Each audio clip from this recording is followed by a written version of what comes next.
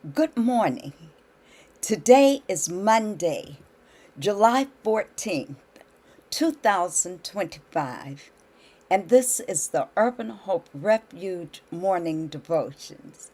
We are continuing our reading today from the 2025 Daily Bible Reading Guide published by the American Bible Society. For the month of July, we are reading under the theme God's Strengthening Word, trusting in God's mercy and forgiveness. And before I begin the reading, I want to again offer condolences to the family of the late Apostle Henry A. Moultrie II, who is being buried today. And Mother Moultrie, Sherry, the grandchildren, and the Mission Church of Christ, our prayers are with you today. Today, we are reading Genesis chapter 37, verses 12 through 36 in the New Living Translation. Verse 12. Soon after this, Joseph's brothers went to pasture their father's flock in Shechem. While they had been gone for some time, Jacob said to Joseph, "Your brothers are pasturing the sheep at Shechem. Get ready, and I will send you to them." "I'm ready," Joseph replied. "Go and see how your brothers and the flock are getting along," Jacob said. "Then come back and bring me a report." So Jacob sent him away, and Joseph traveled to Shechem from their home in the valley of Hebron. When he arrived there, a man from the area noticed him wandering around the countryside. "What are you looking for?" he asked. "I'm looking for my brothers," Joseph replied. "Do you know where they are pasturing their sheep?" "Yes," the man told him. "They have moved on from here, but I heard them say, 'Let's go on to Dothan.'" So Joseph followed his brothers to Dothan and found them there. Verse 18. When Joseph's brothers saw him coming, they recognized him in a distance. As he approached, they made plans to kill him. "Here comes the dreamer," they said. "Come, let us kill him and throw him into one of these cisterns. When we can tell our father a wild animal has eaten him, then we'll see what becomes of his dream." But when Reuben heard of their scheme, he came to Joseph's rescue.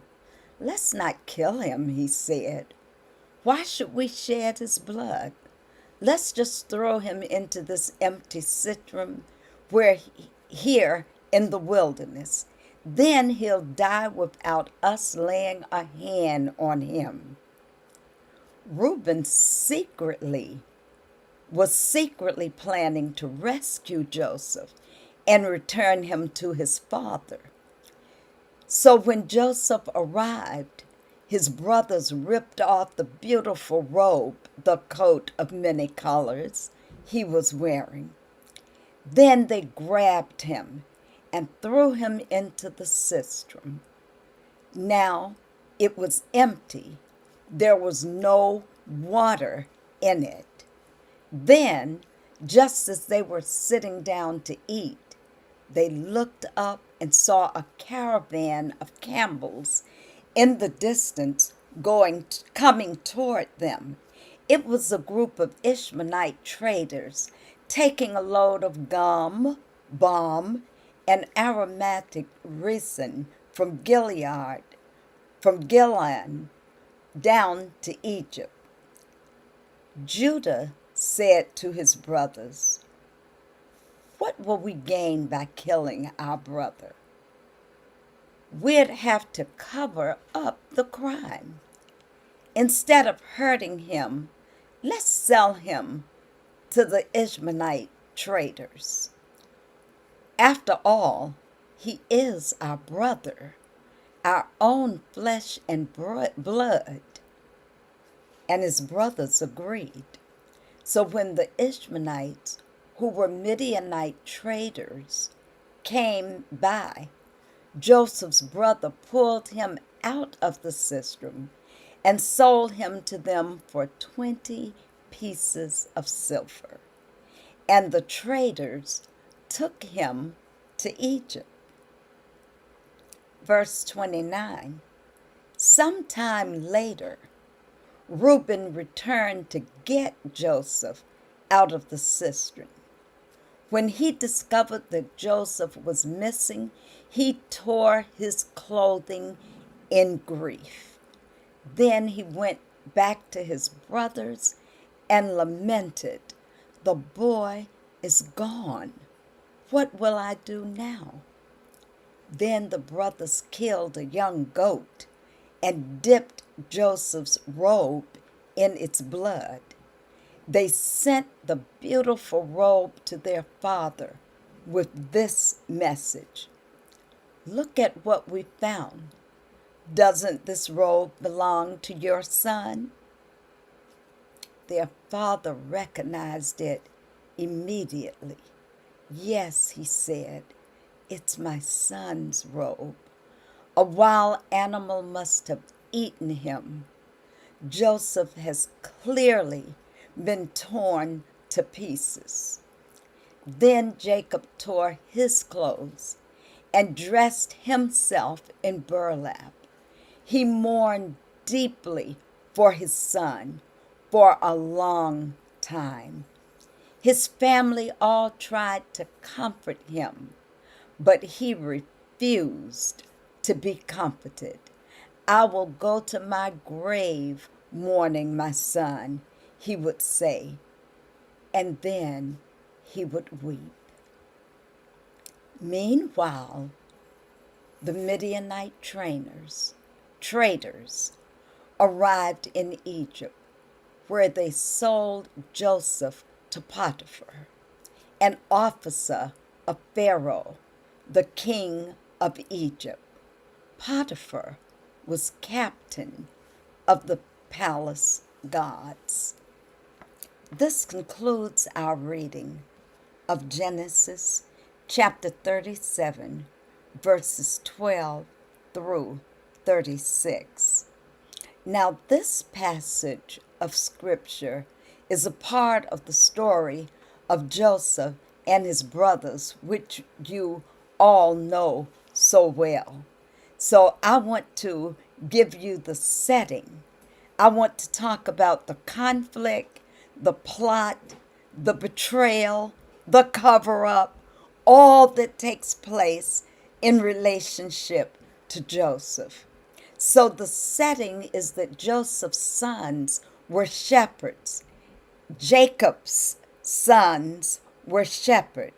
And Jacob sent Joseph to check on his brothers who were grazing the flock near Shechem and later Dothan. Now the conflict is that Joseph's brothers already hated him because they felt that he was their father's favorite son, and also because of dreams that Joseph had shared with them, suggesting that they would bow down to him. That was the conflict, which caused them to put together a plot. So when they see Joseph coming, they conspire to kill him. But Reuben persuades them not to shed blood.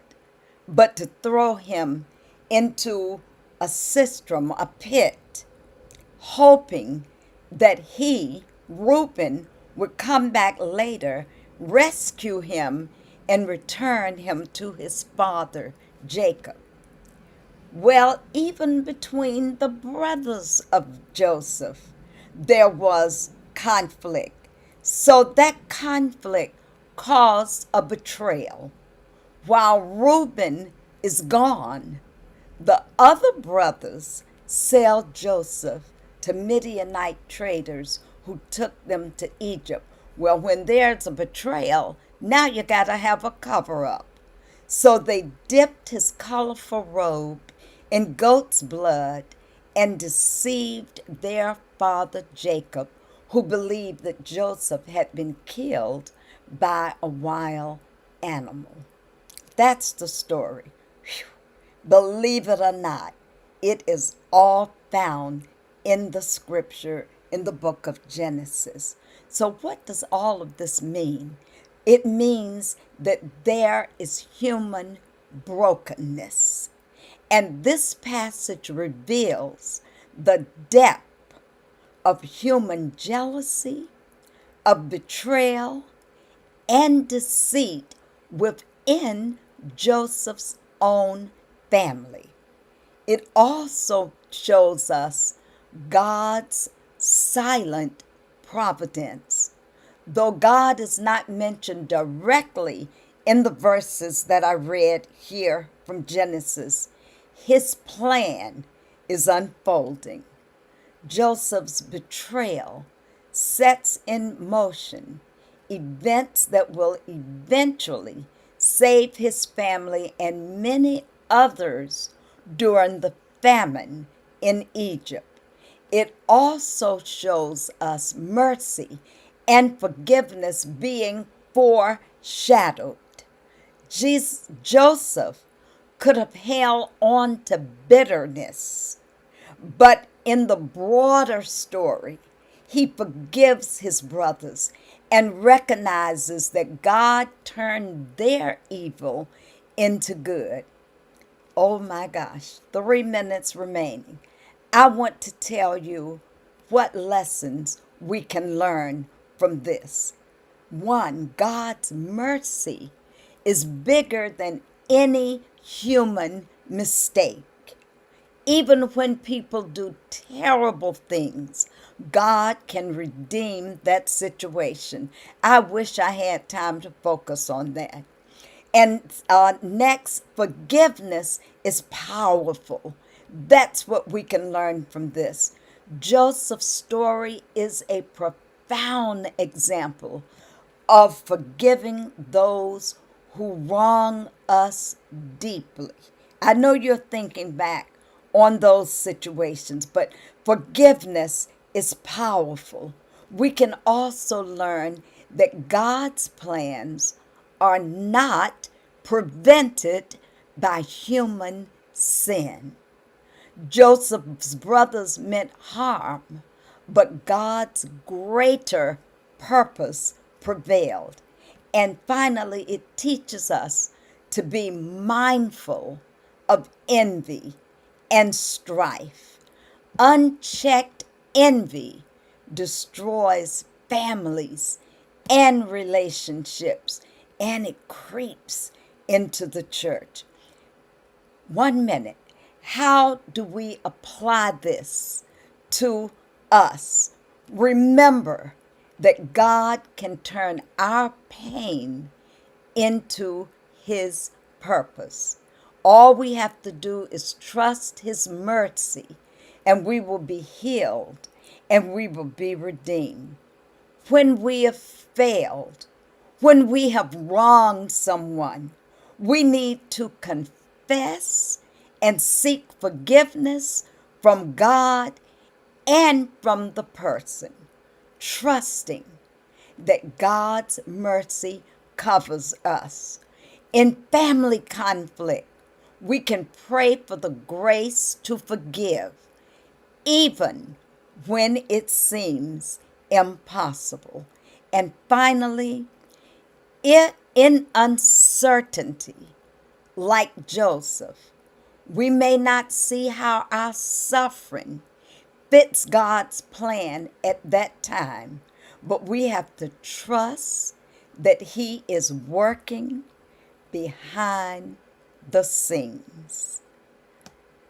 As I close, I would say, Lord, help us to trust in your mercy and forgiveness, both for ourselves and for others, and that we can ask Him to heal the broken places in our hearts and to give us courage to forgive just like Joseph did.